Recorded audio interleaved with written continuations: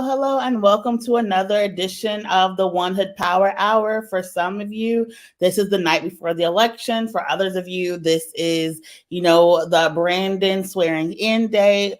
But for hopefully all of you, this is a moment to be excited about the future of Pennsylvania. We have a lot of amazing elections happening. Just over 24 hours from now, the polls will get ready to be closed, and we will figure out who is going to be running a lot of municipalities all across Pennsylvania. It has been a very interesting campaign season. Just here in Allegheny County, it's estimated to be one of the most expensive races for county executive. We know over, in Philly, they have not only a robust mayoral race, but a robust, council race.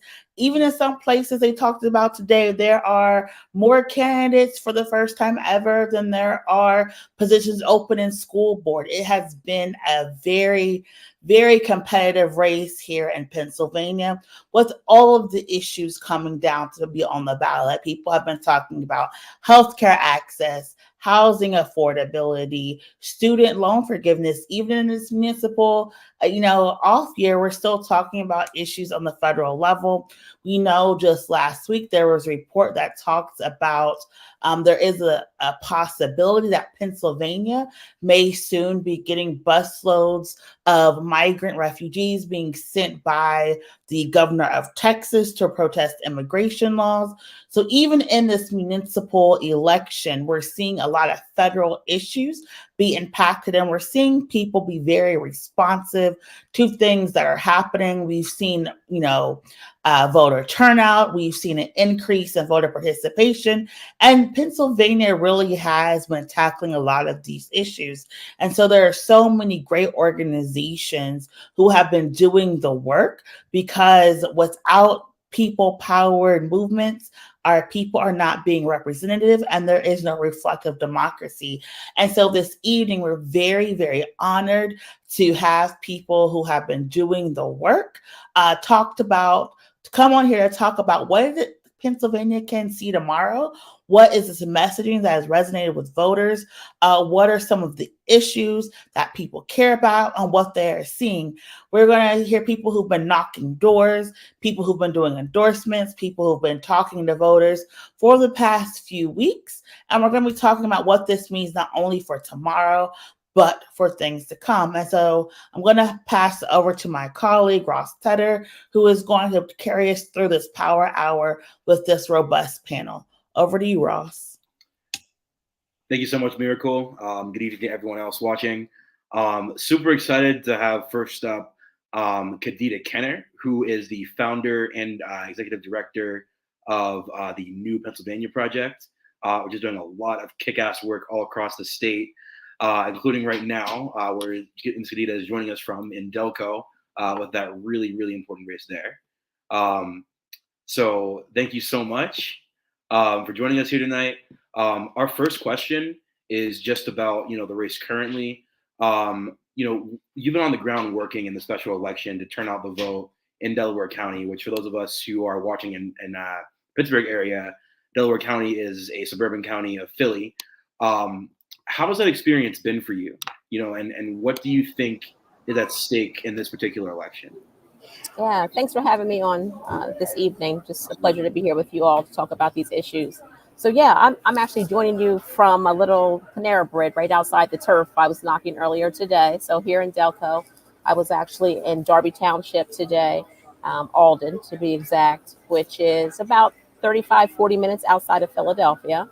And not only are all eyes on Delco here in Pennsylvania, but all eyes are on Delco, Delaware County, across the country. Even today, President Joe Biden put his mark on this race, noticing how important it is that people who live in House District 163 come out and cast a ballot. So this experience for me so far today, I'm joining my team who has been out here for almost 2 weeks now, knocking on doors in Delaware County.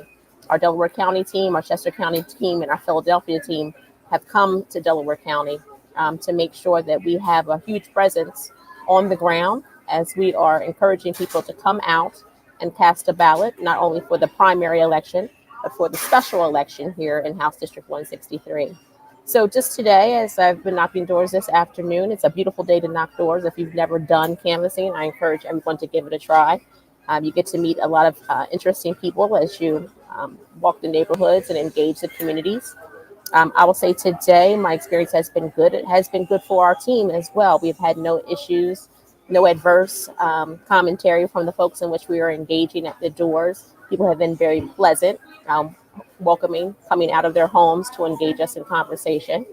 I will say that today, as I knocked on doors, I saw a lot of yard signs. I'm someone who's actually worked on various campaigns throughout many years here. I think about my experience in 2016 in North Carolina, knocking on doors, and also working in campaign offices and people coming into the campaign office wanting yard signs. And we didn't have any. Most of the time, we didn't have any yard signs. I mean, much rather than volunteer and work with us than ask for a yard sign. But I will tell you, there is something to this yard sign phenomenon. And we need people to recognize that this race is very important, and it might be a lot closer than people ever anticipated. A lot of yard signs out there right now. 100%. And as someone who also works on campaigns, the yard sign phenomenon is a real thing, So people come out and vote. That's a huge vote of support. For people who might not know about this election, can you just explain a little bit more about the genesis of the special election and why it's so important? Yeah, so there's actually 2 special elections tomorrow. We're concentrating on the one in Delaware County because we believe this is going to be the tighter race of the 2. And anyone who's been paying attention to what's been happening in Harrisburg, we know that the speakership is in the balance right now. We are actually knocking on doors with a door hanger and leaving behind a door hanger such as this that is asking folks to keep Harrisburg blue. We're asking them to vote for Heather Boyd in order to keep Joanna McClinton as the Speaker of the House. And that is how important this race is. Right now, the Democrats control the House of Representatives by 1 seat. And so this election will determine who truly has the gavel, who owns the Speaker's gavel in Harrisburg. And that is why this election is so important. The other thing about this election is that there will be an opportunity if Republicans were to capture this seat, which the Democrats have held now for at least 3 terms. But if the Republicans capture this seat tomorrow, they will have the gavel and they will control the legislation that moves in Harrisburg. And they will have the opportunity to actually put forward constitutional amendments, which we would see on our ballots. It could be as early as next year. That could eliminate access to abortion in Pennsylvania, could change the way in which we cast ballots in Pennsylvania, could put barriers in front of voters, such as more restrictive voter ID. So this election is so important. This is probably the most consequential election we've had in an odd year in many, many years. Yeah. What do the results of the election mean for the communities that you serve, right? Like you talked about the scenario of Republicans holding the gavel. What does that mean for the communities that your organization serves and for also communities that we serve too? Yeah, the New Pennsylvania Project, we're a statewide organization. We're 2 years old now. We just had our 2nd birthday earlier in May. And we are a statewide organization, and we are knocking doors, and we are engaging communities across the state. But I will tell you right now, Delaware County is so important. And the doors that we've chosen to knock on in Delaware County are so important. We're knocking on the doors that have the largest population of Black voters because we want to make sure Black folks come out and vote in this election. Many elections have been won by Black folks coming out, using their power and casting ballots. And so when we are out here in Alden, Collingdale, Upper Darby, Darby Township, when we are knocking on the Blackest doors in the Commonwealth, we are encouraging these folks to come out and cast a ballot in an odd year election when we know historically the turnout is low, but the odds are high and the stakes are high. And so we need people to come out and vote in this election. And I mentioned a few of the stakes already when I talk about access to abortion, when I talk about our voting rights in general, when I talk about economic justice and environmental justice at that, all issues concerning our communities, the communities in which we center, Black and Brown communities. And we have an opportunity here in 2023 to actually raise the minimum wage in Pennsylvania, as long as we have a General Assembly, and in particular, the House, that is friendly to wanting to raise the minimum wage. We can have some good things happen in our communities if we come out and cast a ballot tomorrow, anytime between 7 a.m. and 8 p.m. Thank you. Thank you. So you're knocking doors right now in an area that is not necessarily urban. There's a lot of demographic differences between the city and the suburbs, not just in terms of race, but also in terms of just like socioeconomic status, education, whole host of things, right? As a field person, who spent time out mostly in the throes of Allegheny County, right? Different areas, different times, over different messaging, right? What messaging right now is resonating with voters? And what voters do you see being left out right now? Yeah. So Delaware County, as I said, about 35, 40 minutes outside of Philadelphia. You can catch it in 20 minutes if you're quick on the road. But it does have a large, I've made it, I've done it. But this is an area, a working class community, beautiful homes that we've been knocking on all week. Very diverse neighborhoods in terms of race, and socioeconomic, diversity as well. And I will tell you, when we are knocking on doors, particularly when we're knocking on doors of Black folks, because the areas that we are knocking on doors have at least a 50% population of Black folks when we're knocking on these doors, we have a door hanger and a message, right? That on the front side has a picture of the Speaker of the House, the first woman Speaker of the House, the first Black woman Speaker of the House in Pennsylvania, and asking folks to keep Pennsylvania blue, right? And for to keep the speakership under the control of Joanna McClinton, State Representative Joanna McClinton out of Philadelphia. And we are blessed that we're going to actually have the speaker join us tomorrow at 10 o'clock in the morning as we launch our final campaign day to get out here and knock the doors. Now, on the flip side, we're saying that you need to vote for Heather Boyd in order to keep Speaker McClinton in her speakership. And that message has really resonated with folks here in Delco. Also talking about the fact that this election is so crucial. The stakes are so high. The abortion access, I heard that at least 2 times today on the first 5 doors I knocked on. The reasons why these 2 people were most likely going to be voting for Heather Boyd was to protect abortion access for their daughters, is what they said. So really important, this election. 100%.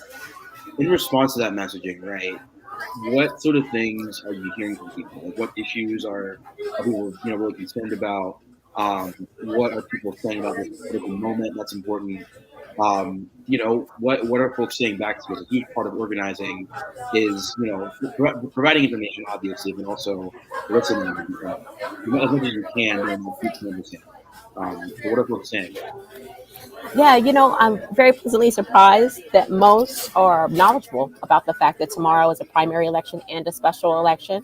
So the majority of the doors we've knocked on now today, as it's been, more than 10 days of knocking on doors, they've heard our message. We've gone to the same doors 2 and now 3 times.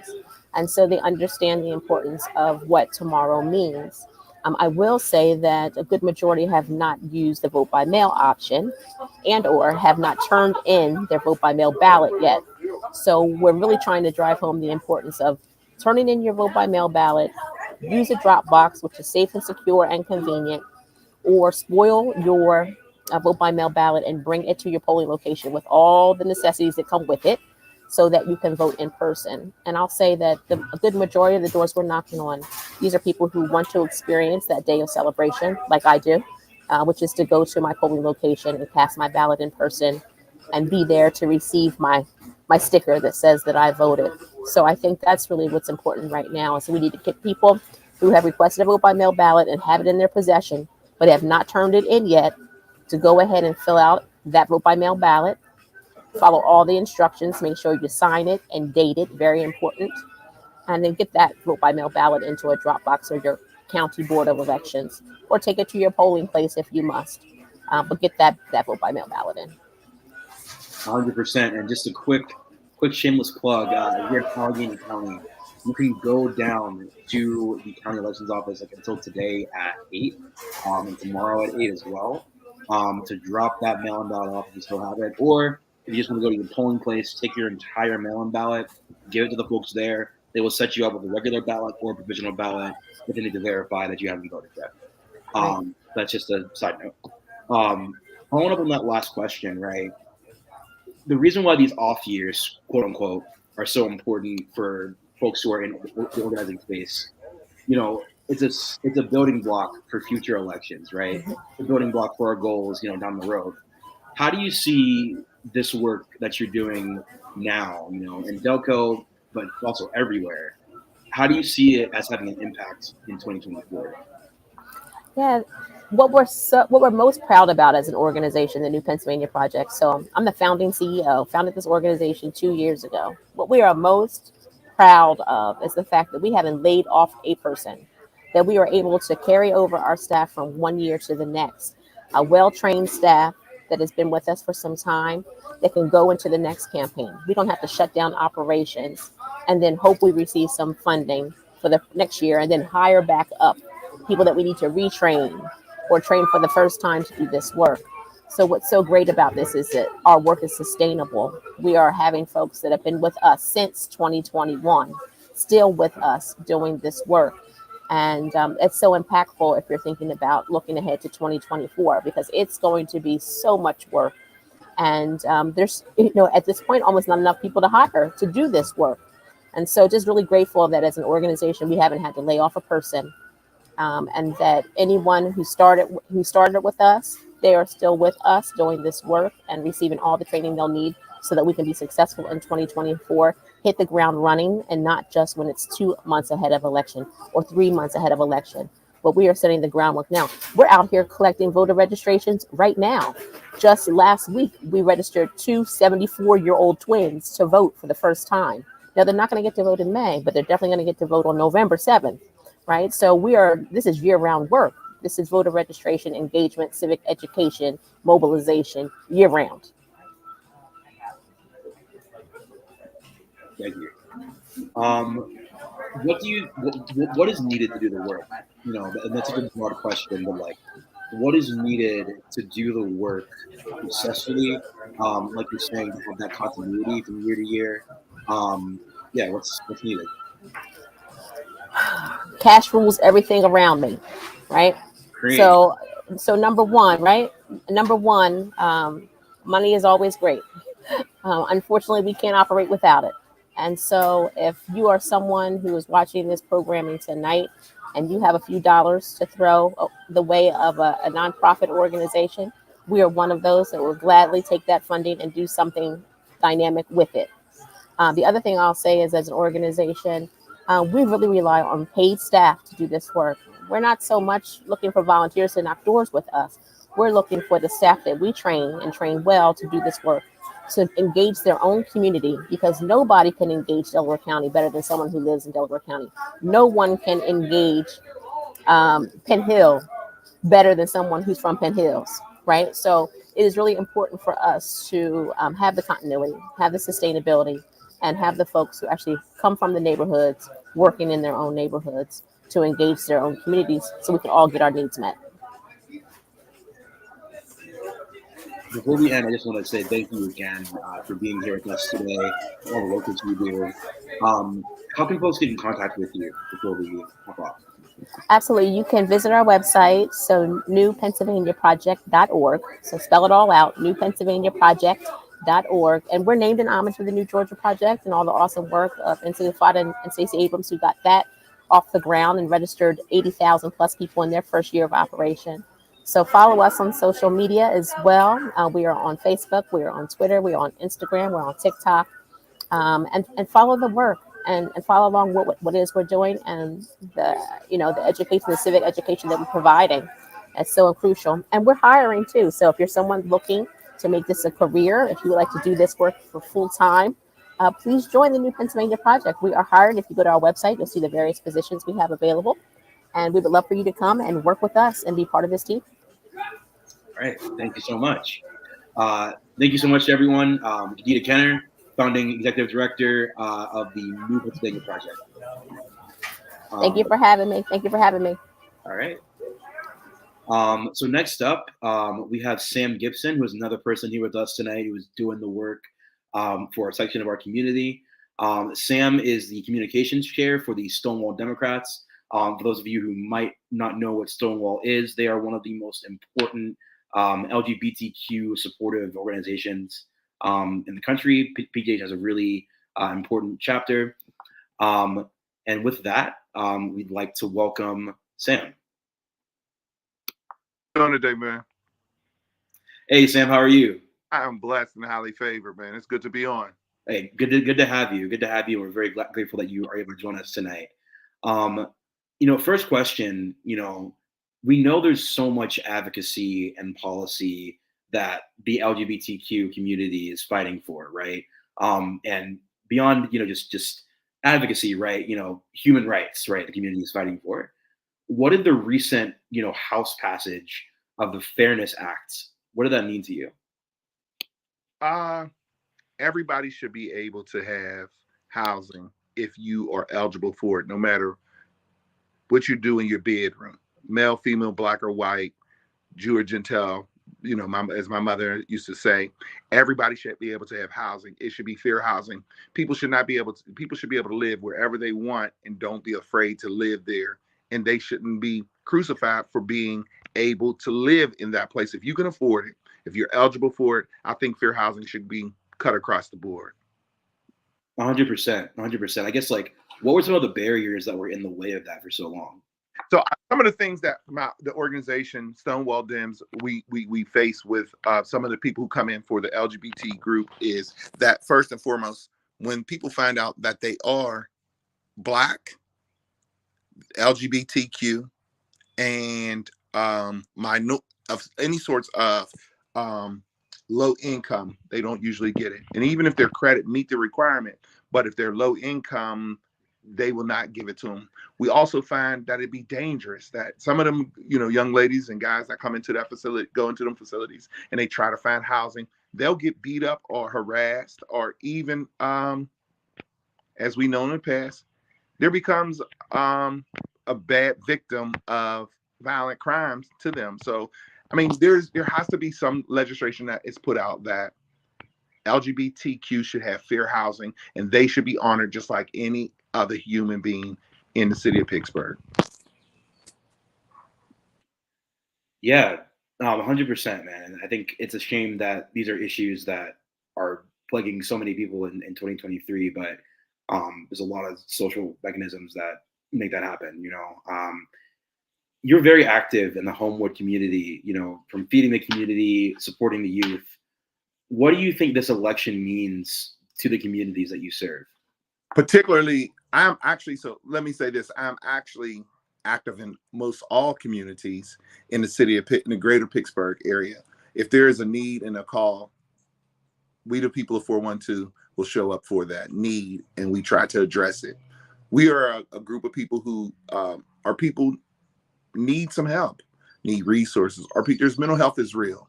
Our people need to address housing. Our people need to address to be in job, employment. So if there is a need, we'll show up. Let me say this to you. I represent Homewood because that's the community that my mother lived in for all the years I've known her too. My mother lived and bleeded Homewood. And so Homewood is home to me. But the city of Pittsburgh, I love. I'm truthfully, a Commonwealth of Pennsylvania, baby. Thank you. I think our communities, especially when it comes to smaller elections, right? There's two sides to this coin, right? On the one hand, we're the people who carry everything across the finish line, right?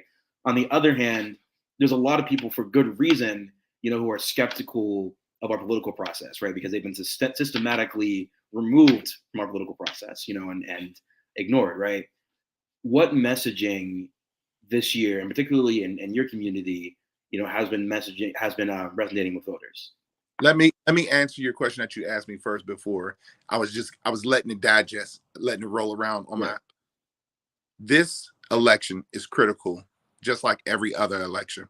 But particularly this election is critical because Allegheny County executive office is up. That office, I believe, is held for 10 to 15 years. I'm not exactly sure, but that Rich Fitzgerald seat will be coming up, and it's in this election. The person that gets this, there's quite a bit of jobs, number one, quite a bit of ability to be able to move within the dynamics of the city of Pittsburgh. And three, and the most important is to be able to communicate with the Allegheny County as a whole. Whoever gets into that seat has to be someone who is going to be effective, who's going to be transparent, and someone who's going to keep their word. Transparency and keeping your word is two different things. I know a lot of people in the community be like, hey, well, that's the same thing. No, transparency means let's check them books. Let's hit them books. Let me see what them numbers is. Do those numbers tally up to what it is? Number one, that's number one thing. And being able to have a conversation, an open door policy. Rich Fitzgerald, for me and for my organization and for the community that I represent, he somewhat did that. Somewhat. And I say that in quotations, somewhat did that. The next person needs to be able to have that rapport with the community. They need to be able to come out. They need to be able to know what is the right community person. Be able to, when they're doing that community build, a lot of that comes through the county finances. We need to know our communities, the underprivileged communities, need to know there's a relationship and they can go to there and get some form of funding so they can help out with that. And we can get the right things in there.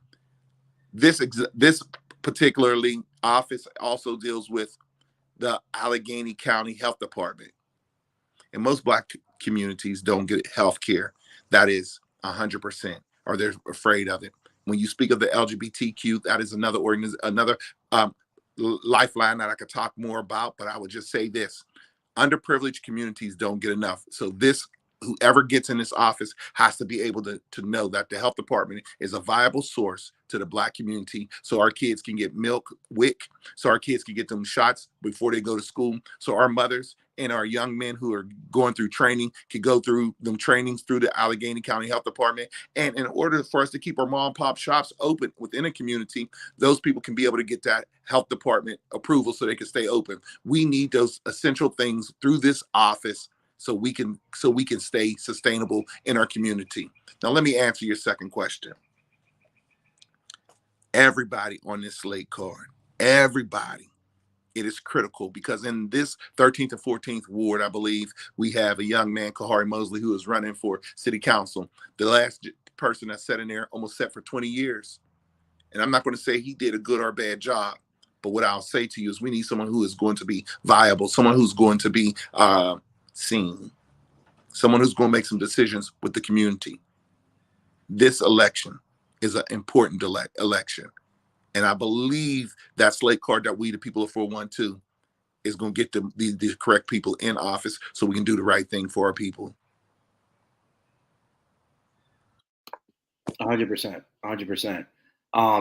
I think, you are someone who's built up credibility through what they've done in the community, and so like you're a person who can like say this to people, and have some positive response, I guess like what else can be said to people, to convince folks that like that relationship that you're talking about with, the county, with whoever, is worth entering into, because for so many years it wasn't. It was. Now, I want to say this with all due respect to the county. We went through a COVID process, and for 5 years, and I'm just giving them the benefit of the doubt. For 5 years, no one had that touch.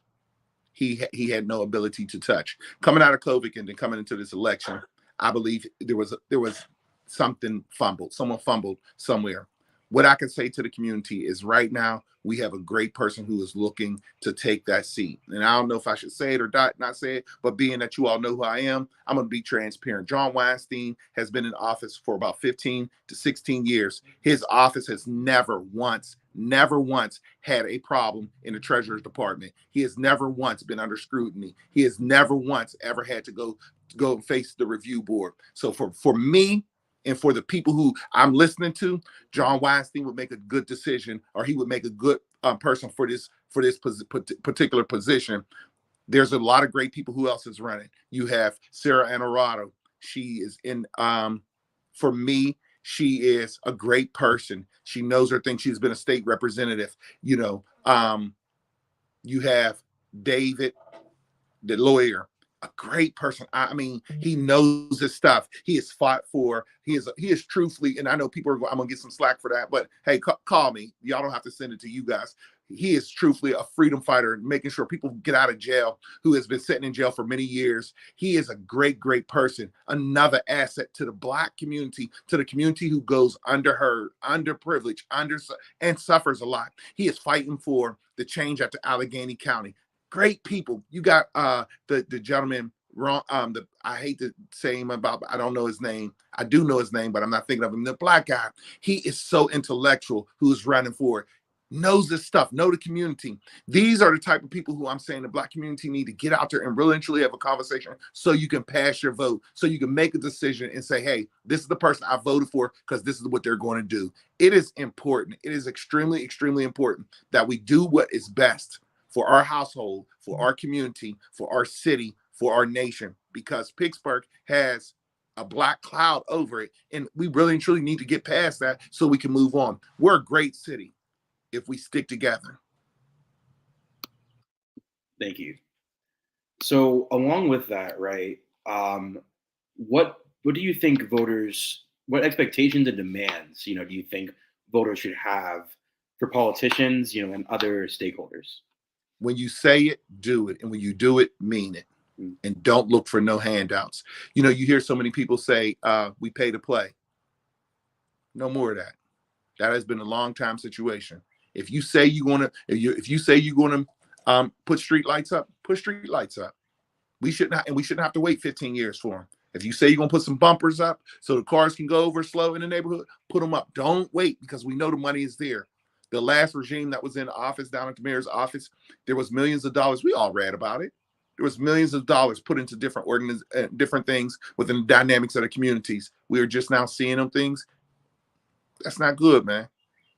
So what I would say to this community, to the city of Pittsburgh, if you know someone is saying to you that they're going to put a street light, a stop sign at your corner, hold them accountable for that. Make sure, and if he or she is not being held accountable for that, then it's your fault, because you voted for him and then you didn't take your behinds down there. I don't make no appointment when I go into people's offices. If you tell me that you're going to put a stop sign at the corner of the street, you're going to put some rails up so the kids can cross over, there's going to be a crossing guard, I give everybody 3 days. So 3 days mean 3 months. After 3 months, I'm coming down there. I'm going to call. I'm going to hold you accountable, because if I haul off and slap somebody, I'm held accountable. So I need you politicians to be held accountable. If you say you're going to do it and mean it, and don't ask me for nothing else. That's a fact, man. And I appreciate the very simple righteous violence analogy, man. I really appreciate that. Yes, just hold them accountable. Yeah, but just say, if you're going to do it, just do it, man. We're not looking for anything extra. Yeah, authenticity doesn't have to be paid for. You can be a real cat. You can be a real young lady. You can be a real person throughout your political life or your political stance in the city of Pittsburgh. Just be authentic and transparent. We need you. We just need you to do what you need to do. 100%. I guess this is the last follow I'm going to ask before we move on to the next question.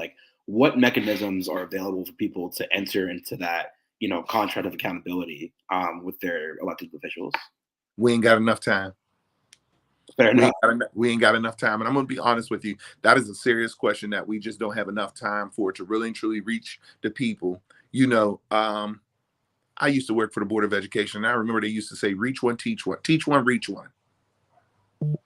I think we need to use that for everybody. I think politicians need to not only have a personal assistant that the taxpayers is paying for, but go out into these communities and bring in a young man, a young woman who you can take under your wing and just show it to them. Show them what you're doing. And that allows people to see what it is you're doing. That allows people, your open door to be there. And that allows them to say, all right, this person is being transparent for the people, the city of Pittsburgh, so they can see it. We just don't have enough time for it, man. I can really and truly get into it, but we just don't have enough time for that. Fair enough. What sort of things are you hearing as you're campaigning, as you're mobilizing and organizing people? What are you hearing are people's, most important issues? The street team has been out there hitting the pavement. We've been hitting the pavement for a little over 6 weeks now. We're hearing a whole lot of different things. We're hearing that there's going to be new things coming, a new breath of fresh air in the city, in the county, and we're looking forward to it. We're hearing that it's going to be a great time come tomorrow at 8:20, 8:30 when we start counting them election numbers. We're looking forward that, you ain't got to cheat. This goes for anyone. You ain't got to cheat to get into the office, because if you really and truly about the people, you wouldn't have to do that. And even if win or lose, you still can continue to keep fighting for the city of Pittsburgh so we can be a better place. It's not about that. It's really and truly, politics shouldn't be about, I'm winning or losing. It should be about how great do you want to fight to keep the city great. 100%, man. That's a core ethos of why, after I came home a couple years ago, I decided to stay, man. I feel like we all have a responsibility to, to build upon what our ancestors saw when they moved here 1 or 2 generations ago. You know what I mean? We have a lot of work to do. So it is a lot of work, but it's not hard work. If we just can, as colored people, if we can just make sure we work together, stop working against the grain. My mother used to say that wheel's going to spin no matter what. What you going to do? 100%. 100%. So going off of that, what do you hope to see happen tomorrow? And you can be as explicit or like unexplicit as you want to be on this. You don't want that. You listen, you don't want me to. Let me keep it 100 with you. I'm looking for great people to get in a great office. I'm looking for God to do its work no matter what. I am here to serve. My street team is here to serve. We have no grain in this situation. But what we would like to see is people be truthful about what it is that they say. If you're going to do it and you get in there, do what you say you're going to do, no matter what. I'm going to keep it there because I don't want it to misconstrue, or I never want to harm anything that could be. What I'm saying is the cookie's going to fall the way they're going to fall, and God's going to do this work no matter what. Amen. What do you think is needed for you to continue to do the work that you're doing, and for your community to be brought further into this political process? I'm going to need people to look at me and see that the work that we're doing is for all people. I don't gain anything by this, but I lose time with my family. I miss the fact that my grandson, he's losing his teeth and getting teeth. I miss that because I'm working for the people. I need people to see the work I'm doing is for everybody. This isn't about black or white. This is not about red or blue. This isn't about male or female. This is about everybody. This is about the humane life that is coming after mine. My legacy when I'm dead and gone, I want people to say, he fought for everybody, no matter what.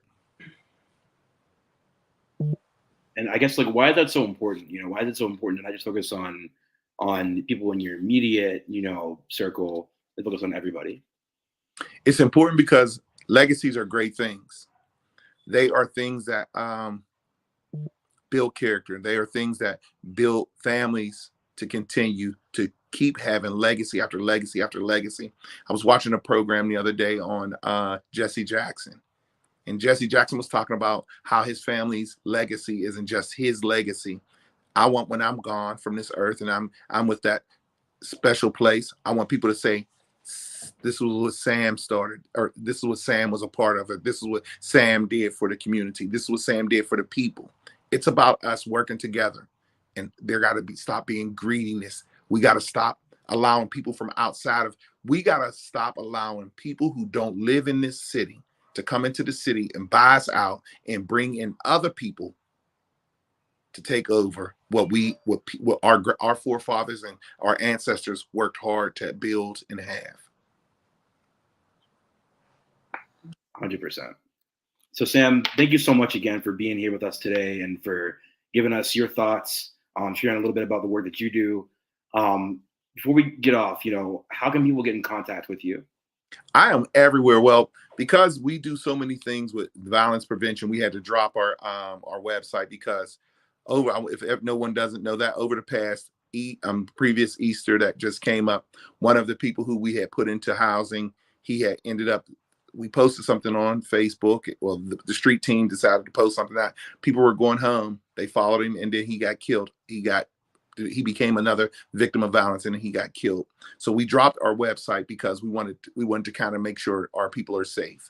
So if you want to get a hold of me, I am on Facebook, my personal page, Sam Gibson. You can always get me. I got on a white t-shirt, as you guys always know that I got on a white t-shirt. I'm standing there big and proud with a smile on my face, willing to do what it is needed for us to get to the next great place that we can as colored people, as people of color. You can always hit me up. I mean, go to. I unfortunately. Are we still there? I'm sorry. Oh, there we go. You're back on the. Oh, he was back on the frame. I think we might have lost Sam. That was Sam Gibson, everyone. Again, president of Pittsburgh Stonewall Democrats. We want to thank him again for his time today and sharing what he did. Just sharing a little bit about his work in the community and why it's important to come out this year from the perspective of queer people, of Black people, of other folks who are all part of our community. So apparently the contact's posted, so we're good to go. Next up, we have someone who, if you're in Pittsburgh, if you're in Philly, you most definitely know this person. We have, joining us from the Blackest Bus. Please welcome Miss Brittany Spalls from Black Voters Matter. What's up, Brittany? Hello. I'm trying to get my audio together. Oh, your audio is coming through. Maybe a little bit delayed. I think you're good. 1 second. I'm gonna just cup on my phone.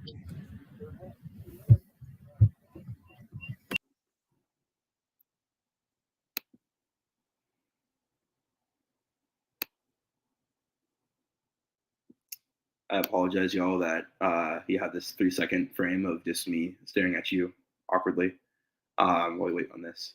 Can you see me now? There we go. There we go. I had to come on my phone. I had to use my phone. Man, that's technology. The antithesis of what it was meant to be, honest to God. Right. We were just doing so good. We were, man. We were, but it's all good. So you work for Black Voters Matter, that's correct? Yes. I am the Western lead regional organizer for Black Voters Matter. So that all the Western PA, that's what I cover. That's what's up. And how do you define all Western PA? Like Erie to Pittsburgh, or like Erie to Pittsburgh?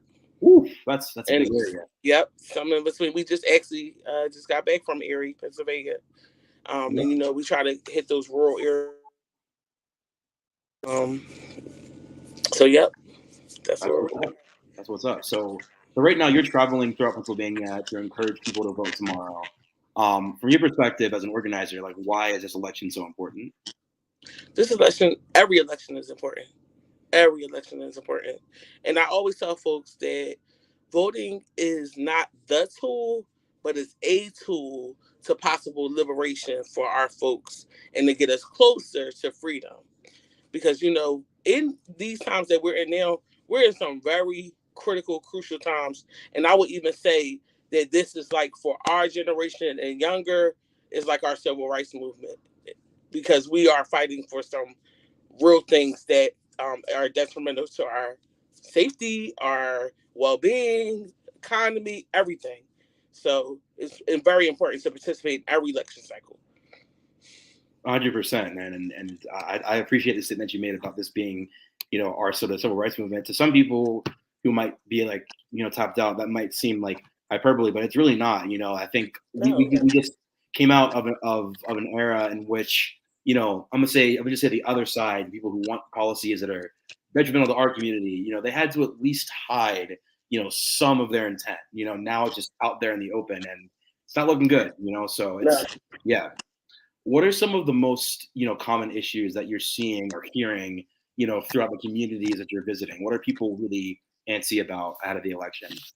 Well, the good thing about it is that Black Voters Matter. We do our work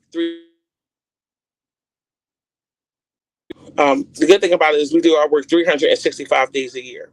While we're doing this work, we are phone banking and canvassing throughout the year with the respect of our partners that are a part of the coalition. They support us and going to door to door to engage community members to have this conversation with them. So some of the conversations that are that are at the forefront. The issues that are at the forefront right now is affordable housing, education, and gun violence. Those are the top three concerns that we hear about in our communities. And some of the things that I think is not at the forefront, I would say, is voter rights. I mean, it's at the forefront, but people don't understand the policy, how it's being like drafted to really. So I would say those are the top issues right now. Can you repeat the last sentence of that? Did you cut out? I would say voting rights would be like a top concern as well, because we have some very critical legislation that is harmful, and they're like, masking it with other things that, like voter ID. Like, people don't understand, like, it's crazy. It's wild. And for people who might not, know what's happening, can you just explain a little bit more about like what some of those detrimental things are? Yeah. So basically there is a bill that was introduced by a legislator that was masking a voter ID bill alongside like a child molestation bill, and mixing them together. So it's like, if you go against this bill, you're saying that you are basically for, child molestation or something like that. And it's not the case, but it was just a way to mask, and, further disenfranchise voters. Right. It's a poison pill amendment. They did that a lot. Right. Yeah. So I guess like what is it? You kind of outline like what the issues facing our communities are and why that's important. I guess, what does this election mean to the communities that you serve, that we serve, that we want to see liberated? Right, of course. So we consider this a municipal local election year. We have the district attorney on the ballot this year, statewide. We have some high-ranking judges, Superior Court, on the ballot this year. We have in Philadelphia, because we do our work statewide, we have mayoral races, very important. In Pittsburgh, we have, again, the district attorney, county executive. So there's some very critical races where if we don't make good decisions, we can have to hang on to these people for a very long time.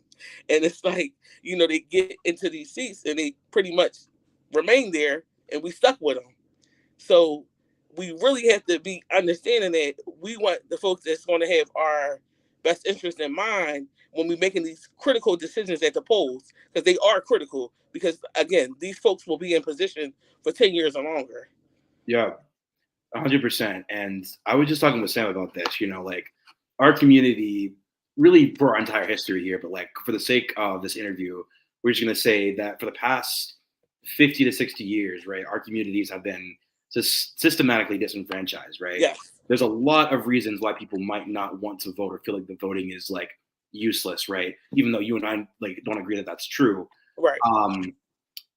What messaging is resonating with voters, and in particular, what message is resonating with people who otherwise may not have come out to vote? I think that the issue that we've had in our communities for so long is that we try to bully people into voting. Like, you don't matter if you don't vote. Why aren't you, like, you're less than if you don't participate in this election cycle? But we're not taking in consideration the real reason why we participate in these election cycles are the issues. And so with the issues at the forefront, we're take, for an example, a single mother, for 2 or more kids, no lack of resources, minimum wage. The first thing in front of her mind is not going to the polls. The first thing in front of her mind is feeding her families. So the thing about it is that when the way we are able to connect with voters is that it has to be an investment.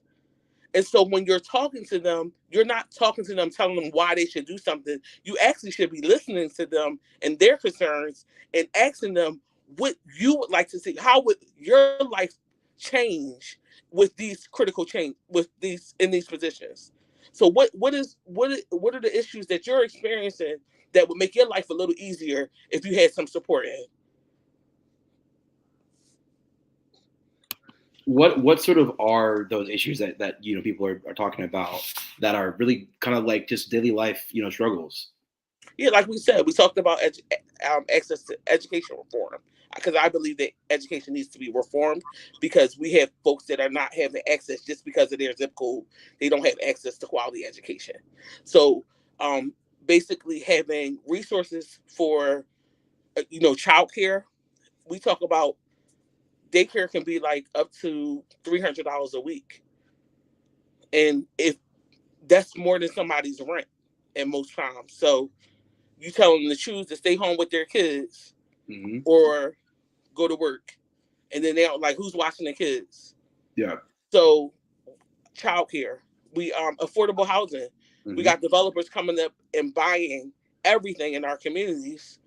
And I know I just moved, and we have to settle for less because we don't have access to maybe a nicer home. I would want to live in a nicer place, but I can't afford it because the developer came in and they want triple what the property is actually worth. Yeah. And then we talk about gun violence. And I think the way we talk about gun violence is just like, oh, black on black crime, we killing each other. But there's a root and an intent to get us to go against one another. And the issues of poverty and lack of education are at the forefront of why we even get into those spaces, even have to be at that point. 100%. 100%. So I guess without going into too much detail, I know that you have to be careful. What are you hoping to see, tomorrow? What are you hoping to see happen tomorrow across the state? Being respectful, I just want turnout. I want to see turnout. I want to see our folks participating. I want to re-establish some hope into our people, because I even just had a conversation with somebody, and they were telling me that an elected official is hopeless when it comes to this election cycle. They're not going to come out and vote. Why are we even wasting our time? That's wild, man. Right. That's wild. So you want to see turnout tomorrow. You want to see people come out and vote. How do you think the outreach that you've been doing this cycle and that we're all going to continue to do the rest of the year, how is that outreach, setting us up for 2024 and beyond? Because obviously next year is important, obviously, because the president is probably a decently important role. But beyond that, right, 2025, we have another municipal election, right? Beyond that, we have the midterm election, right? We're going to have different positions. How is the outreach that we're doing now setting us up for 2024 and beyond? I just wish that there was a different dynamic when it came to. I wish so much money wasn't in the importance of who's able to participate and be an elected official or not. I wish money was not the case, because I think that we have to settle for these candidates because they have bigger checks coming from harmful people that are investing. And what I've noticed is that a lot of the organizations like One Hood out here doing the work, they don't get invested into, especially around when it's like a local election. It's like a fluctuation of funding for organizations that's actually caring and invested in these communities all year long. I don't know what it's going to look like for next year, because I know a lot of organizations have funding issues this year. Yeah. And we're just doing literally what we can to, reach the people. But we need resources. Yeah, no, 100%. Like you said, the funding definitely dries up when it comes to liberation adjacent, activities, for sure. Yes. Yes. Let me not say too much, because but 100%, 100%. So what support is needed, for organizations like Black Voters Matter? I think I have a something of an answer for organizations like us. What support do you need right now to continue doing the work? I think, again, we talk about resources, and I think that we need to work with our grassroots organizations to make sure that we can help them be sustainable to capacity build because we can't do this work alone.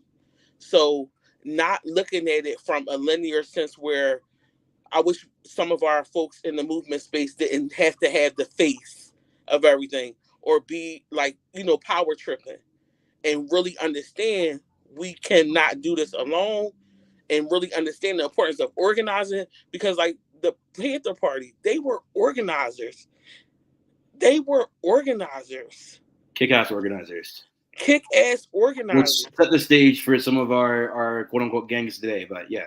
Exactly. And so I think that we need to really understand and strategize and come together, because like, we can have, we see it all the time.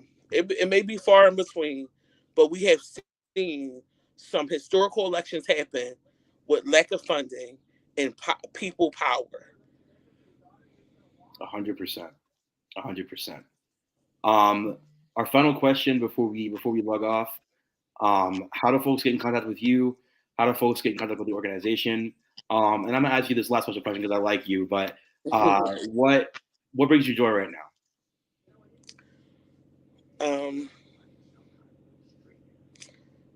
There's something that brings me joy that I'm not ready to share with everybody. Fair enough. Don't do that. Joy that you can talk about. Yeah. So I think what brings me joy is that I'm afforded the opportunity to actually have a career that allows me to live every day with building our communities up every day. I'm afforded this opportunity. Like, I don't have to, I would do it as a volunteer, but I don't have to volunteer to do this work. I get a beautiful salary, thankful to my organization, and I'm able to do this work 24/7, and that brings me joy. That I can help be a part of change and bring us one step closer. 100%. And how do folks get in contact with you, Brittany? Okay, so Black Voters Matter, www.blackvotersmatterfund.org. Social media at Black Voters MTR. That's across Twitter, Facebook, and Instagram. Black Voters MTR. Also, I'll even leave my cell number. This is 470-653-0011. So get in contact with me. Send me an email. Brittany's saying the quiet part out loud. The fact of the matter is that organizers don't actually have private phone numbers. So I appreciate you taking a step out on faith here. But once again, y'all, Brittany Murray, Western PA. Brittany, whew. She great person though. Yes. Great person. I am not. I don't have a brain. I have no brain. Great person. Yes. Brittany Smalls. I'm sorry. Election, politics, all that. Just my brain is fried. Brittany Smalls, Western PA Director for Black Voters Matter. Want to thank you again for joining us here tonight, for doing the work, and just being an all around, dope ass person. Thank you for joining us tonight. Thank you. Good night, everybody. Good night.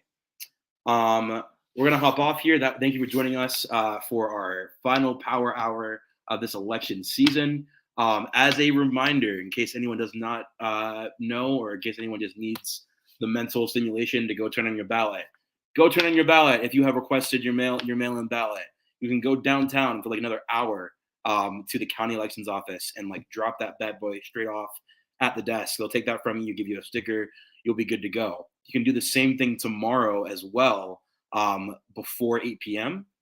However, if it's a thing where like it's easier for you to go to your polling place than it is for you to get downtown, please just go to your polling place.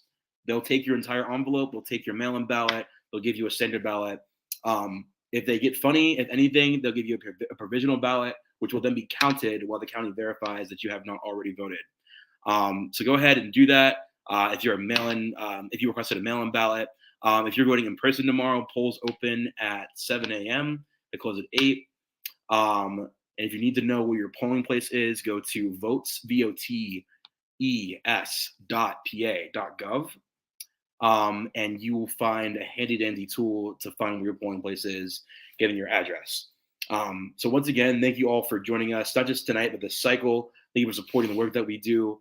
And thank you for being active participants in, this election. We all have a lot going on. We all have a lot that, we're fighting for. But like Brittany said, this is not the tool, but it is a tool as we fight for all of our collective liberation. So thanks again. Once again, my name is Ross Tedder, and have a good night.